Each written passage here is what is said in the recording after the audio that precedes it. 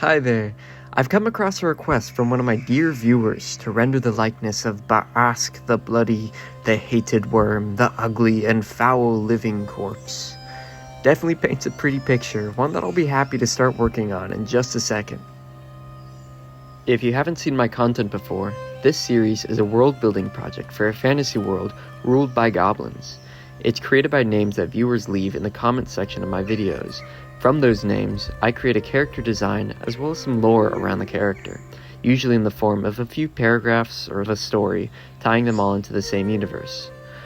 For several years now, I've been building this world on TikTok, but recently I've started making long-form content on YouTube. In order to help me get my footing on here, I'd really appreciate it if you could like, subscribe, or maybe even comment a name for another character for a video. Anyways, let's get into designing Baask here. First off, in the initial part of the design process, I took a lot of inspiration specifically from real-life bird species, though particularly from black vultures and northern bald ibises. I've had my eye on these guys for nearly a year now, knowing that they would contribute really well as inspiration for a creature design, and looking back through my comments, I knew that they would work perfectly for this one. Both of these species have these freaky-looking unfeathered heads and faces, although each for different reasons. The black vulture, like most other vulture species, are carrion eaters and lack feathers on their heads, so as not to get gore and mess stuck in their feathers while they feed. Bald ibises are bald for a different reason, as they are not carrion feeders. Instead, they rely on active predation, though mainly on smaller animals like insects, lizards, and small mammals.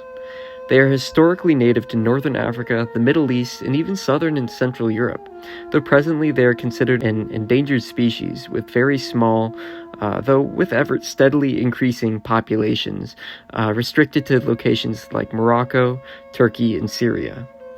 Regardless, these are all very hot locations, so they evolved bald heads as a method of dissipating heat through highly vascularized tissue in their heads. One aspect of these two birds that I particularly enjoyed was the wrinkled skin of the black vulture. It's such a grimy texture, it looks like rows and rows of pustules with some hair growing out of them. Naturally, I love it, so here you can see I'm making this guy's whole neck this same texture. Also, here you can see me getting into actually designing how this creature's body is going to look. I wanted to steer away from a more typical reptilian design that people use for worms, and go more towards a mammalian direction. I specifically took inspiration from hairless pet rats as well as hairless cats. Each of them have these really odd, wrinkly, pudgy little bodies that I knew would work perfect with this design. Right now in the time-lapse, you're seeing me write down the brush and brush pack I'm using for this line work, which, if you can't read my handwriting, is the rough outliner from the True Grit sampler pack. This isn't an ad, mind you, people have just been curious about what I use when working on Procreate like I am here. In fact, for this part of the design, as well as everything from here up to the first bit of the coloring process, was streamed live on my TikTok page last week. I'll probably be doing more of this in the future, because it was pretty nice just being able to work on a design for a live. So if you'd like to tune in to see a sneak peek at my next video, or maybe to see some of my other lives, feel free to follow my TikTok and join my Discord for updates when I go live. There will be a link to both in the description of this video. And with that, the line work is pretty much done, and we're ready to move on to color. I wanted this guy to look as fleshy and red and shiny and sweaty as possible, so I leaned really heavily into warm tones and a strong emphasis on bright highlights.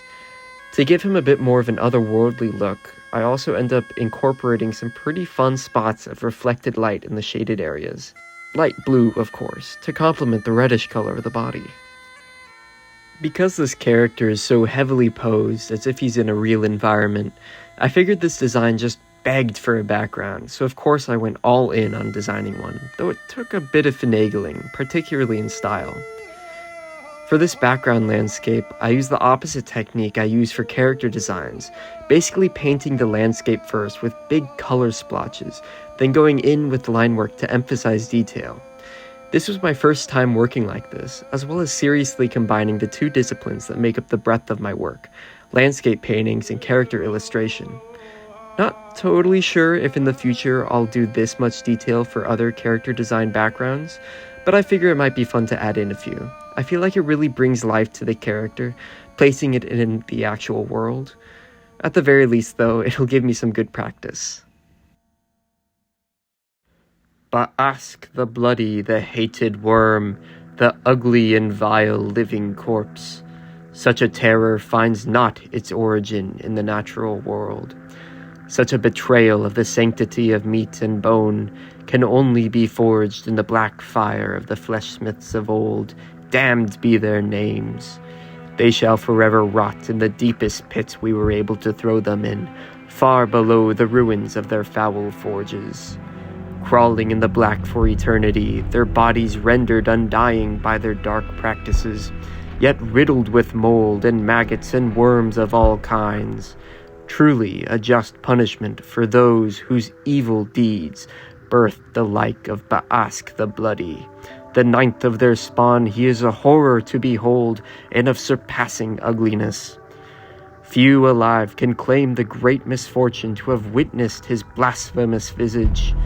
During the battle of the Fleshforge, Baask slew many. Though spears pierced his fetid hide, though arrows sank through rotting flesh and buried in pitted bone, though the pus flowed from him like blood, none could fell the beast. When the dark flames were quenched, and the last of the Fleshsmiths were cast into the depths of the world, Baask fled into the high peaks above the forge.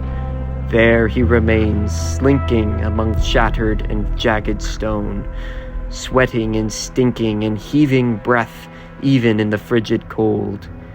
His keening wails still pierce the night in the lowlands below, the final loyal son of the Fleshsmiths, mourning the loss of his sires.